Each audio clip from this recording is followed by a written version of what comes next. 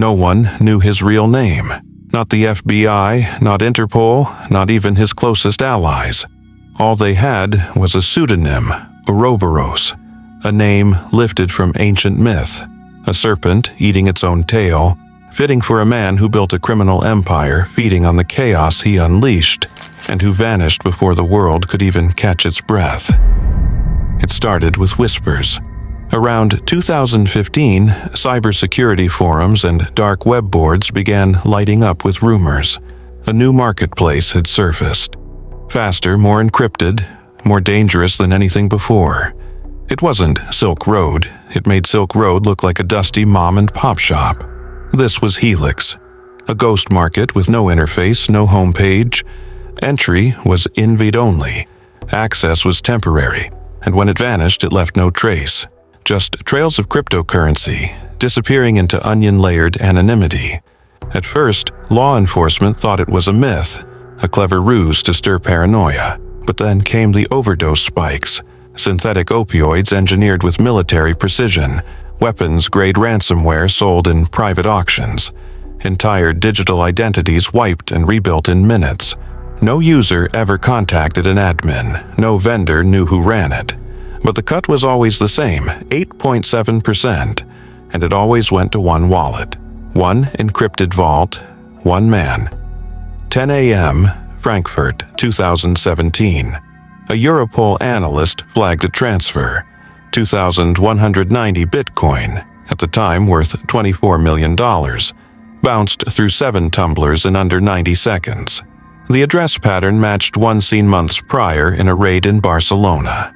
But this time, the signature was different. Embedded in the transaction metadata was a tiny, assy serpent, coiled into an infinity loop. Ouroboros had left his mark. It was a taunt, and it worked.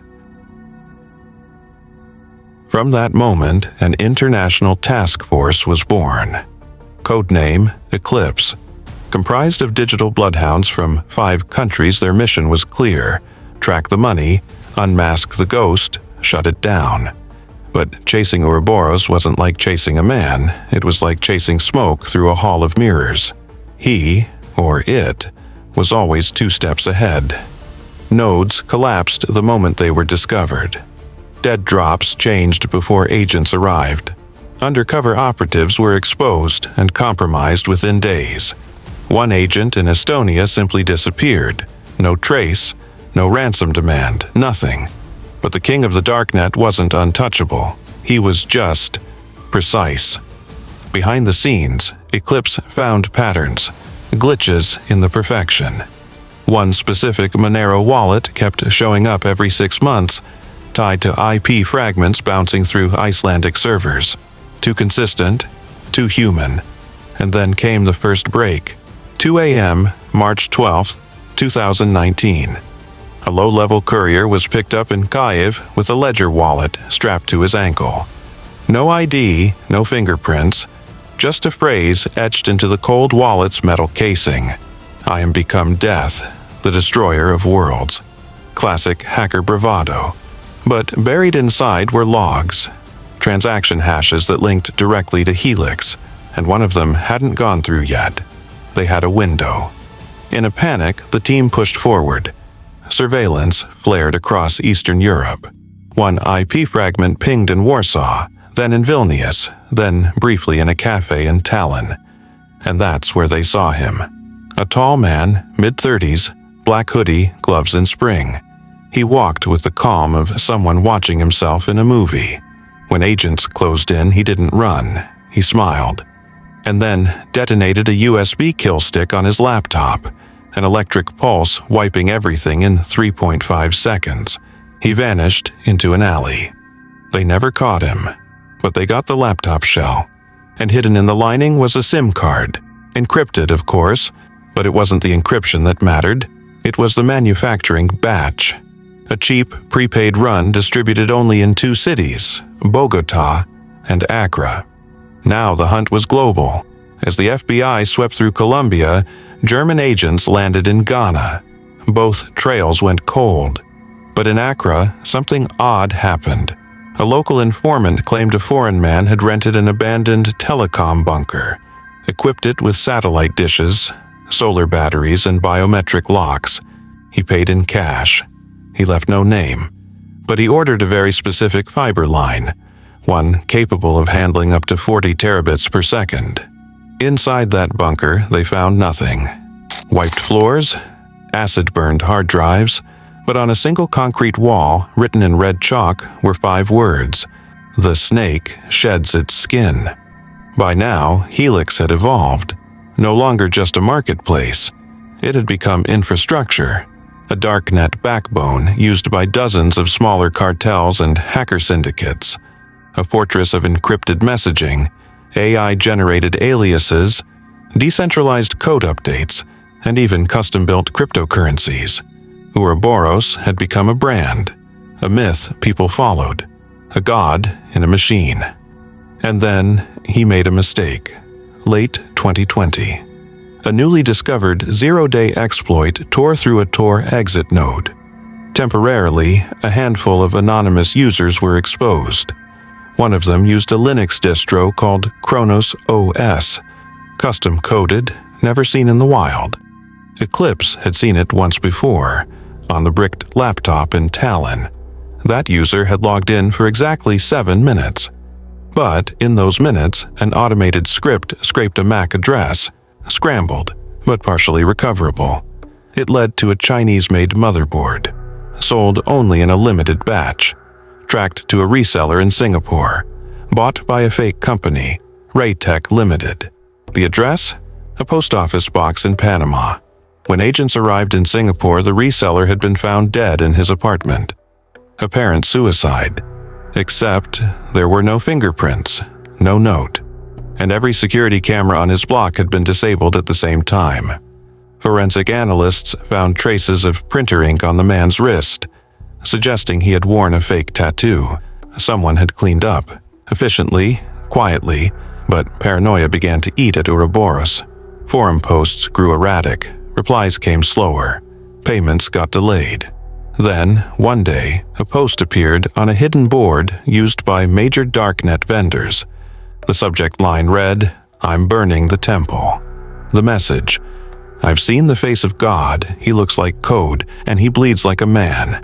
Within 24 hours, Helix went dark. No final message, no shutdown notice. It just disappeared. Investigators were left staring at cold ledgers, half-empty wallets, and a list of aliases that may have never been real.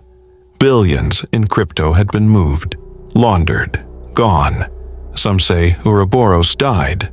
Others believe he lives in isolation, watching the chaos he once orchestrated. Some even think Helix was never run by a single person, but by a machine learning protocol trained to mimic criminal behavior. To this day, no one knows for sure. No one's been arrested. The digital trail stops just as suddenly as it began.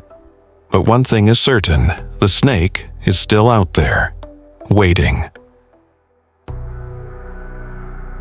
Months passed. Governments quietly closed their investigations. Media interest faded. But in certain encrypted corners of the internet, Helix was spoken of like a legend, a ghost ship on the digital sea. Vendors swore they still received disbursements, mysterious deposits from the vault, arriving precisely on the 15th of every month. No explanation, no contact, just funds, as if the empire was still breathing somewhere. Then, in late 2021, something strange happened. A video surfaced on a dark web channel known for leaking government documents. It was just 11 seconds long, blurry, low resolution, a figure sitting in front of 5 monitors. No face, just a voice.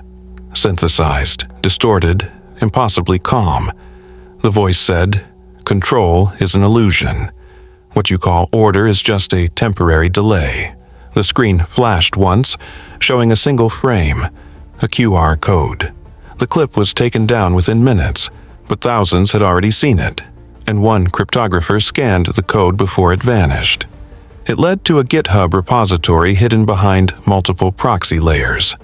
Inside, a 38-page manifesto titled simply Eclipse Protocol, a blueprint for creating a decentralized intelligence network run entirely by AI, where information, commerce, and identity were no longer bound by geography or law. Some called it visionary. Others called it a terrorist manual. But the implications were undeniable. If the document was authentic, it meant Ouroboros wasn't just a criminal. He was a systems architect, a political insurgent, a cybernetic ideologue who had never wanted money. Only proof that the digital world could outsmart the physical one. This shifted everything. Former Eclipse agents were called back in. The CIA created a silent unit, Project Glass, and tasked it with building psychological profiles. They looked for patterns in global outages, wallet movements, forum syntaxes, even punctuation anomalies. One pattern stood out. An old Usenet contributor from 2002, who wrote under the name AE there.